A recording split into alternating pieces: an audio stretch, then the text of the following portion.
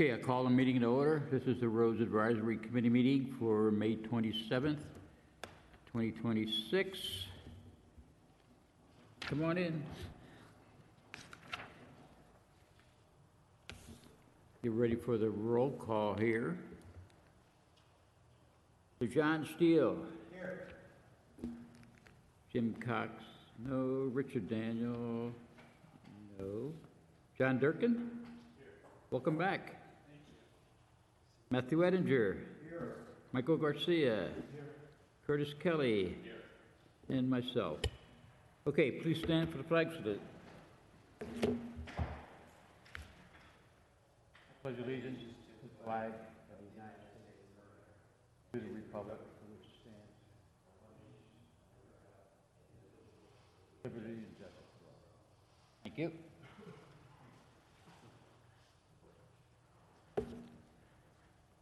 Do we have any public comments? None at the moment. All right. So if we can quickly review the minutes from March 25th.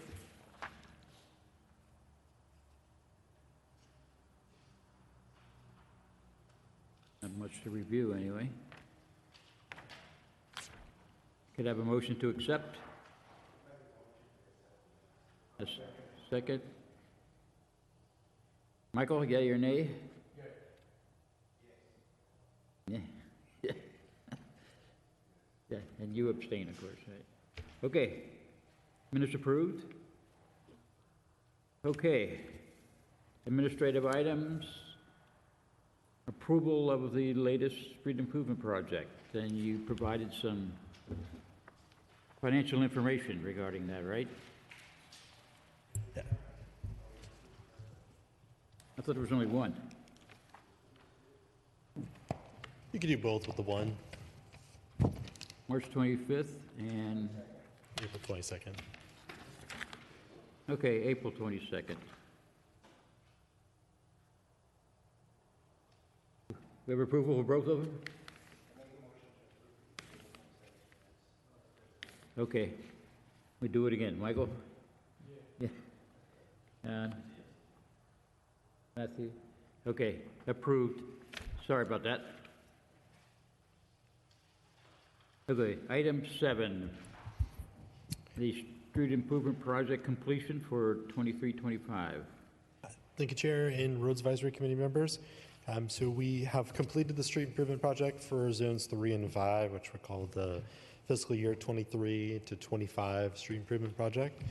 Went to City Council at their last meeting for them to adopt the notice of completion and also the change orders. There was 9 change orders in total for this particular project. They ranged from,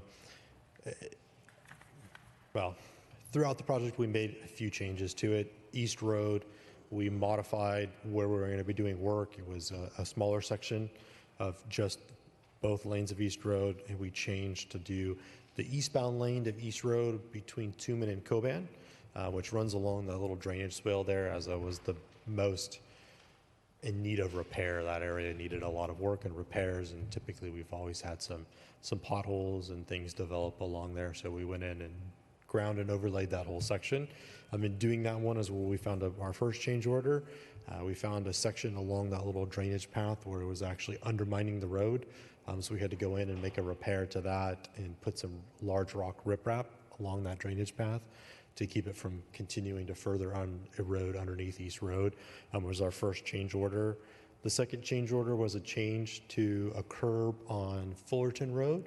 So between East Road and the trailhead to Powder Canyon, we did some new curbing along that stretch. One section over there where in the 2024 storms we had a big washout in that area.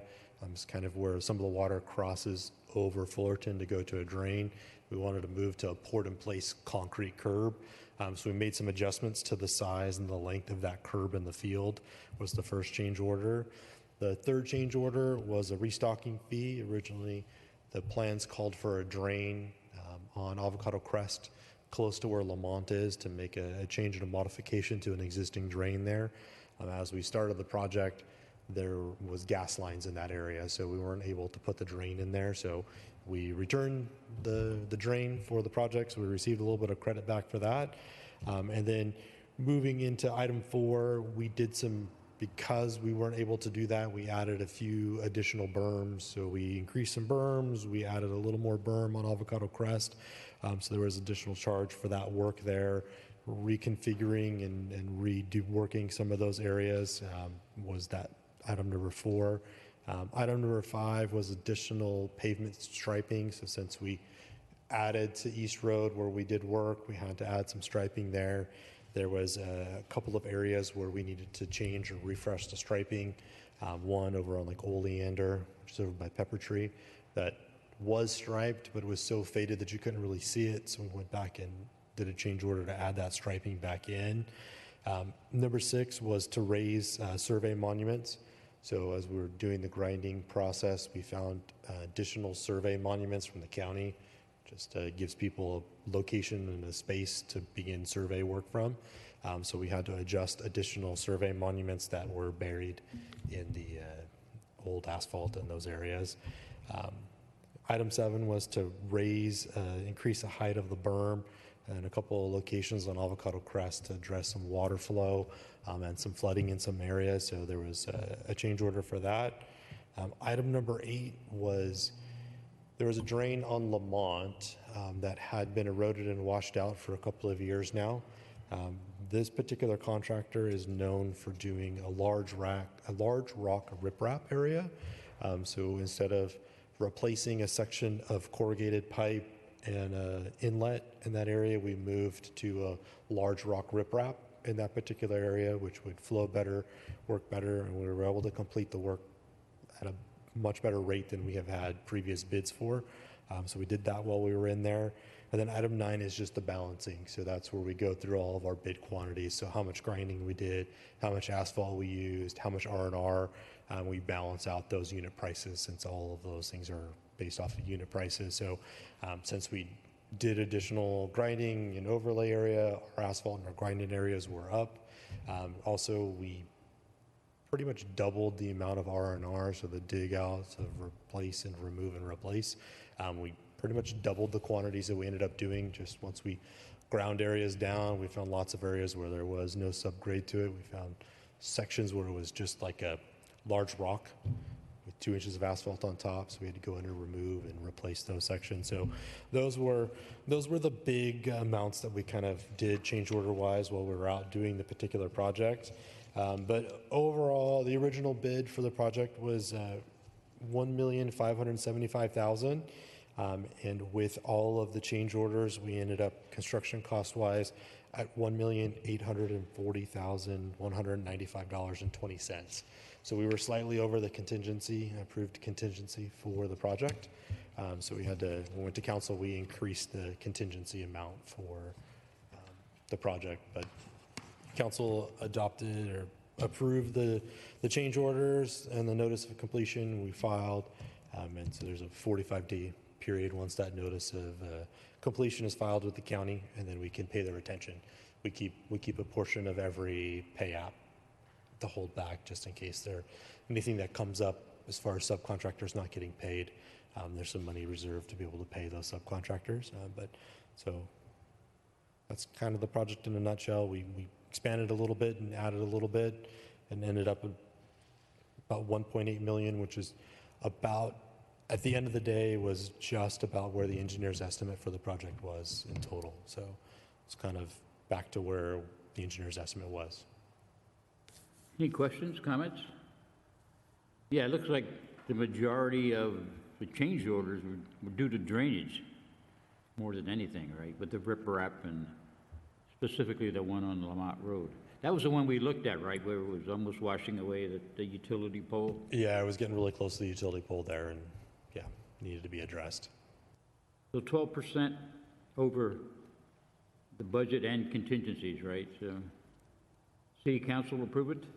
They did. Ultimately, that number also includes the full amount of CM and inspection time in there, which we will not use the full amount of that contract. So at the end, once we have the final invoices for construction management and that, it should be slightly less than that, but we just had to account for the full contract amount. So a little over 1.8 million. Yep. In just construction. I noticed we got money back for the drain. You spoke to it before. Is there any plans on fixing that somehow or another? I understood there was pipelines in the area or gas lines in the area. We tried our best to sort of reconfigure the drains and the berms in that area to help get water to the drain there. There's a little bit of a low spot. It flattens out a little bit on that stretch of Avocado Crest.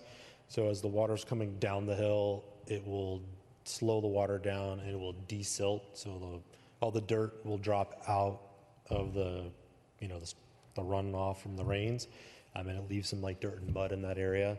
And also like it would pond a little bit. So we worked hard to try to get the flows to keep the water moving. So there wasn't a lot of ponding in that area. I think there's only one little area where it ponds a little bit right now. We've had some rain since then, so we've been able to watch and see how it goes. But yeah, no more plans to make any changes to the drain in the near future. Yeah, Bradford and I looked at that one on Lamont Road, and it was really bad. It was damn near washed out that utility pole right next to it. So. Okay. No questions or other comments on that? We're going to do the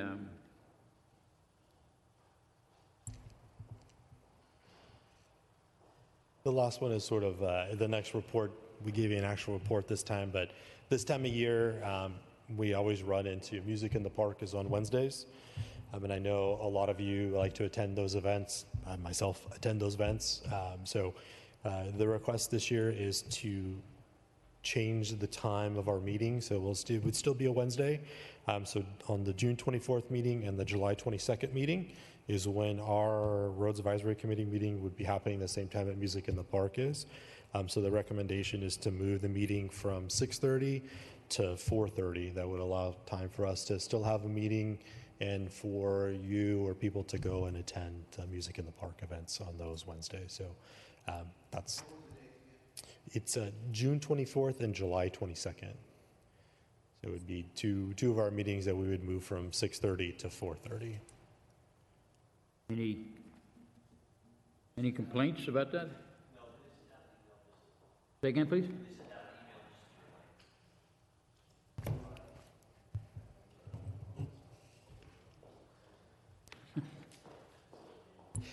If the committee approves the time change, we'll send out adjusted calendar invites for everybody so you know it's earlier rather than later. So we don't have to make any motions and votes and so forth on it? It'd be good to make a motion and a vote. Okay. Could I have a motion to accept the changes? Second? Michael, yes? Yes. Yeah, yeah. Don? Matthew? John? Okay. So be it. Okay, do we have anything more about the traffic signal? Sorry. The traffic signal is doing good. The improvements that we made from Citrus onto Avocado Crest, as we sort of continued that whole area there, we've heard mostly good things about that little change that we did at Citrus and Avocado Crest. A few complaints. Yeah, I don't like it. A few complaints, but for the most part, people have been happy with that little change there for that one, but it seems to be working well. And the other half of that grant is related to the guardrails. So they have completed all of the guardrail design. It's at Caltrans right now, waiting for our E76, which is basically Caltrans approval of it for us to be able to move into the bidding phase of it. So as soon as Caltrans signs off on it, then we can put it out to bid and do it. But as far as like the reimbursement for the signal, earlier this month, I got the final paperwork from Caltrans, so we signed the final paperwork to Caltrans for the reimbursement for the traffic signal. So hopefully here in the very near future, we'll get that payment of a little over $1 million for reimbursement for traffic signal and striping. How much was it? Just barely over $1 million. I got one little complaint. Last night, from going from Avocado Crest to make that right-hand turn on Hacienda, there was a red light on both sides of Hacienda, and the arrow didn't come on. So a couple of us just went through it anyway. You know. It didn't, you guys were the only ones in the turn lane and it didn't trip the, There was two cars there, and it did not trip the right-hand turn signal. did the light change on Hacienda from red to green? Or did it stay red? No, it stayed red. Stayed red, okay. Stayed red on both sides of Hacienda there. Or red. Yeah, anyway, We can, just a point. Okay. Future roads funding. Before we move on, Say again? before we move on, I got a question with regard to the improvements. I'll wait till Rafferty's done writing his notes.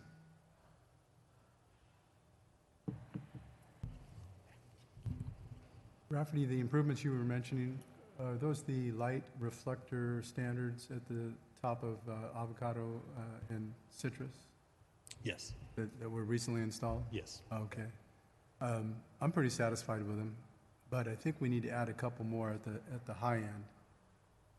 Because the first day they were installed, I saw 2 cars waiting for the cross traffic, and the third vehicle just went around the standards into oncoming traffic and down the hill. But with a couple more of those standards, I think that would prevent them from going into the oncoming traffic lane. We had to balance that one because there is the one driveway right there. So there's the one residence that has a driveway that comes out. He was very happy when we were doing the striping part of it. When we moved into, we're adding delineators, he had some other choice words for us. But so we sort of tried to balance it to where we wouldn't encroach too much into their driveway for them to be able to get in and out. So that's kind of where we stopped it where it was, so we wouldn't block too much of their ability to get out of their driveway. It gets a little hard with their driveway and the curve. They're in the unincorporated section there, yeah. Thank you. Okay. As far as future roads funding, so we have this year's project left for the assessment and next year, right? Unless we have any, We have like 3 years worth of money left for it. So we'll kind of combine the next 2 points together. There was talk at council earlier this month or not, at our budget study session, because we have in the current budget a full project, enough for a full project, so do a whole project, which would be zone 1. The other piece we looked at was, council kind of played around with, do we wait and do the two projects in one like we just completed, or do we try to do 3 projects in one and do that a much larger project and encompass sort of the last 3 years of the assessment district into one project? So it's one of those things for us to think about. I mean, obviously, oil is high at the moment. I haven't seen unit pricing that people are getting bid-wise with asphalt, but it's probably going to be pricey at the moment until oil starts to dip. Oil is still pretty high. So once oil starts to dip, pricing might go back to kind of what it was. But it's kind of food for thought for the committee to think of, do we want to move forward with just one project? Do we want to wait and do 2 into 1, or do we want to wait and try and do 3 into 1? so we need the PMP. We need to find out what the hell the PMP says, right? Because it's just about due now, right? It should be due. I reached out to Peter today to ask kind of where it's at. I haven't heard back from him yet, but my idea is we will probably get it in the very near future. Most of Orange County's PMPs are due in June, so he's probably busily finishing all the PMPs he's doing in Orange County, and then we'll probably get ours right after that. So probably beginning of June we'll end up with our PMP, because I'm pretty sure he's. Because we need to get some scheduling done here, right? in order to get it done this year? At least one project, at least this year. We know the street segments that haven't had any work done to them that we could look at, if we just want to try to move forward with a project in Zone 1, which would be our next project to do. If we want to do a little broader, then it would be having the PMP data would be a good thing to base those off of. Well, last meeting, we talked about doing the worst-case roads that were left over from the previous PMP, right? And we had some roads picked out already, right? So maybe we can get a little more delineation on what those are and see what it would take. Yeah, definitely once we have the updated PMP, we'll have a better idea, because obviously some of the ones that were okay have probably gone down in PMP.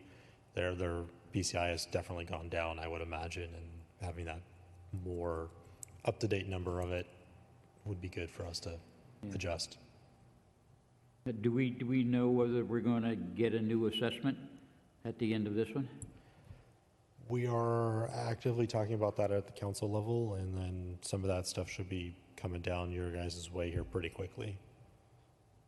Looking at options and different ways to look at not just street funding and roads funding, but other funding of city things as well. So like we've had 2 budget study sessions over the last little bit here, and between our first budget study session and our last one, Angie and I cut about 1.4 million out of the budget.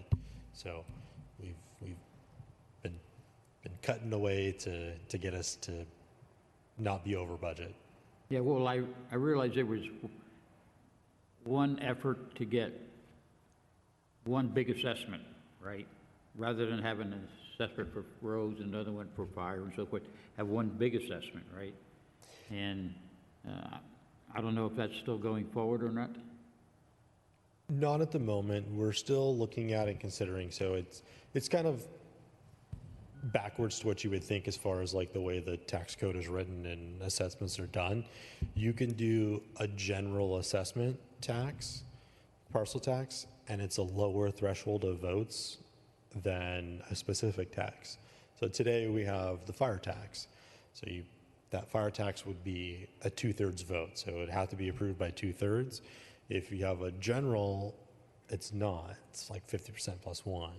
So it's a lower threshold to meet it, but obviously for us and our residents, you like to know where those dollars are going. Like right now, we have 2 assessments, one that goes to fund the fire department, and the other is the benefit assessment district, which goes to fund street improvements. And so we know where those dollars are going. Those monies come in, they're dedicated. We know where that assessment is. It comes in through the tax assessor to us for each one of those pots of money, and it gets accounted for and collected into those areas. So obviously that is something that put residents' minds at ease as to where is those dollars getting spent. It's not getting spent on whatever the whim of staff or council at the time wants to spend those money on. We know fire tax money goes to pay for the cost of the fire department, and street assessment tax. As we use District 7 money, we use it for construction. So that those dollars go straight towards the construction, the physical construction of the project, and we use our other general fund and restricted monies to pay for our design, CM and inspection, and the overrun of construction come out of other city dollars for those aspects. But we try to use District 7 money to pay for the construction. That way we know, residents know their money goes right to the construction of it. So we're looking at a lot of those things, and obviously there's an election cycle coming up, and that's something that takes some time and some planning and some effort to put into to put a tax onto the ballot. So it probably won't happen this go around for a general assessment type of tax, but we're looking at potentially another street district, maybe a change to the fire tax, and then we'll go from there. Yeah, I looked at our 2025 personal property tax. So our household was getting charged $214 for the road assessments improvement, $668 for the fire. So, it's $880 some dollars, right? So I'm anticipating we're not going to get that much going forward. Considering the mood of some of the people I've talked to. Are we going to be getting some of this major tax money that I've seen some notification coming through that, The Measure E fire tax from the county side of it? yeah? No, because it shouldn't hit your taxes because we have our own fire department. Those should not be on your taxes. So we don't have direct access into that pool of money that's going in kind of for the wildland.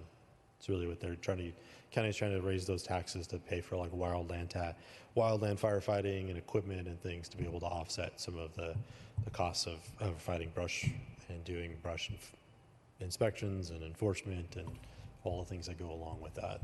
Okay, thank you.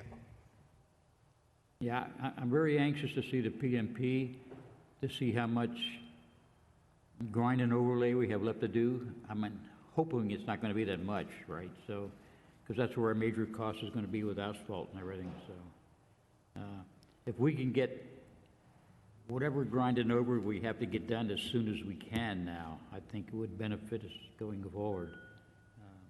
Not only that, is a lot of people are complaining.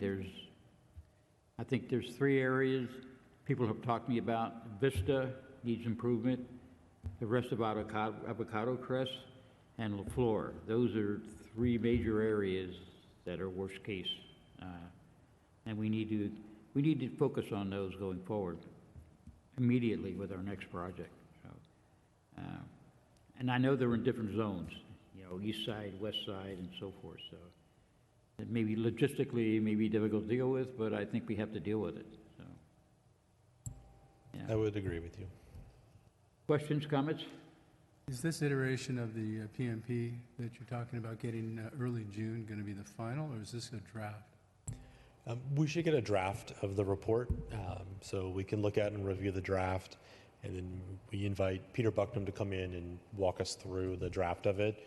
So as soon as we get the draft, we'll forward it out to the committee members so you can start looking at it, and then we'll schedule Peter to come in and have a meeting with you guys to kind of walk through the PMP, what's in there, the types of treatments we can do to the roads that are left, and also look at budget-wise, so he sees kind of wide variety of what unit pricing is going on currently, so you can kind of talk about the increase in some of that stuff. You'll have better dollar amounts. So you're expecting a draft in the next week or 2 then, since this is the 27th of May?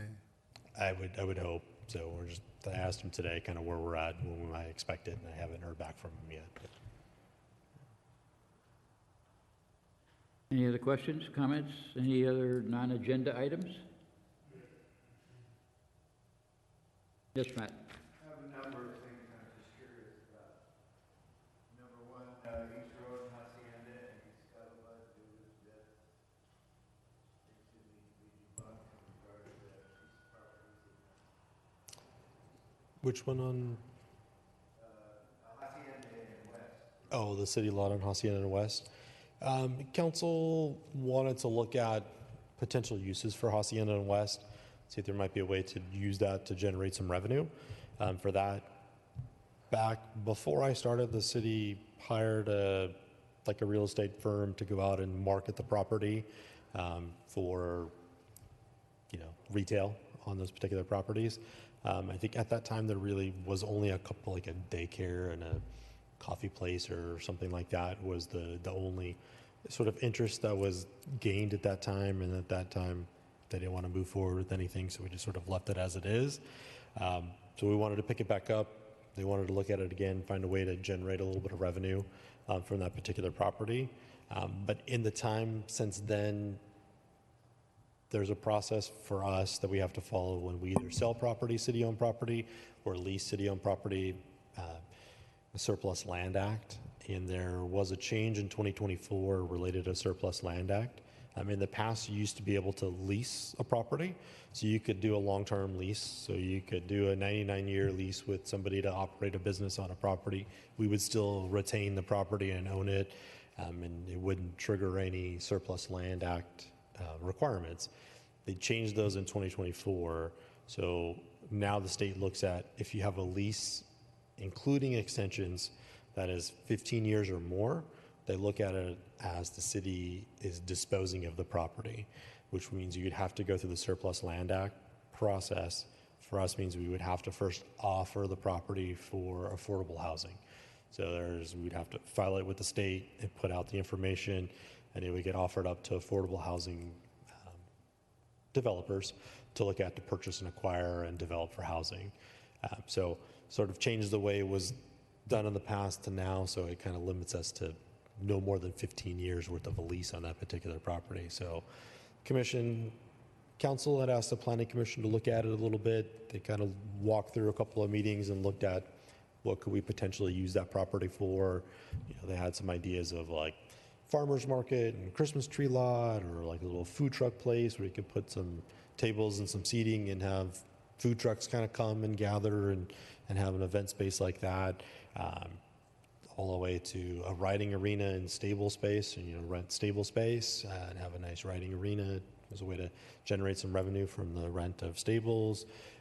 We also looked at like RV storage or mini storage out of containers, something that would be a low threshold cost for like a developer to do something like that, and or the city could operate like an RV storage yard. It wouldn't be incredibly difficult to operate for the most part. So as those things, but nothing has been done or made a decision, just to talk of potential beautification of the lot. So maybe leveling it out, installing some fencing and some shrubing and some bushes and things to provide some aesthetic interest along Hacienda. Thanks. I have something else. I may be kind of going over what we do, but at least it ties into the roads. How's new construction been since the beginning of the year? Are we up, are we down? Does it look good for the city? We're still pretty busy. We have a lot of houses in the pipeline, some in plan check. We have a lot in planning at the moment as well. So it's definitely not a slowdown as far as like housing development and people doing work, or tearing down and rebuilding a house or building on vacant lots. Still is ever increasing. So Is the city doing anything in regards to working with the insurance companies to finding out, because I'm sure it's a major thing here in the Heights, with State Farm having a problem. Any avenues, anything good, any news, not a lot of not a lot of good news in those arenas as far as like insurance and costs. I know like Fair Plan, of those that have Fair Plan is going to be increasing because it's out of money, things like that. We have been working, the EPC committee has been working on updating our FireWise certificates and a process of additional meetings and things we have to meet. So that's been happening at the EPC level, which helps a little bit. Those things get you discounts as far as your insurance costs and things like that. Being a FireWise community is like a 5% on some people's insurance and those things. So it does help a little bit.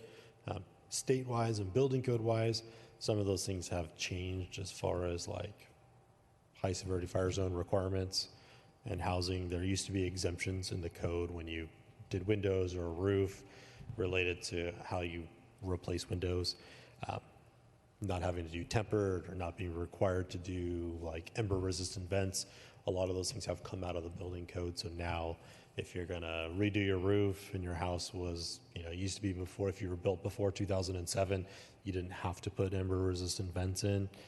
Now you'll have to put ember resistant vents in. So it's either going to be little vents that have a little channel to it to catch the embers in it, or a very fine mesh screening in it that keep the embers from blowing into attics and crawl spaces. Same with windows. Windows have to be tempered now. Before, if your house was built before 2007, there was exemptions for existing houses to not have to have tempered windows, but that has all sort of been changed in the building code. So now if you do window retrofit or new windows, they'd have to be tempered. Things like that have changed in the building code wise to kind of help address some of the hardening of homes. Any other comments, questions, items to be discussed? No? So our next meeting is June 24th at 4:30. 4:30. Okay? All right, meeting's adjourned. Thank you all.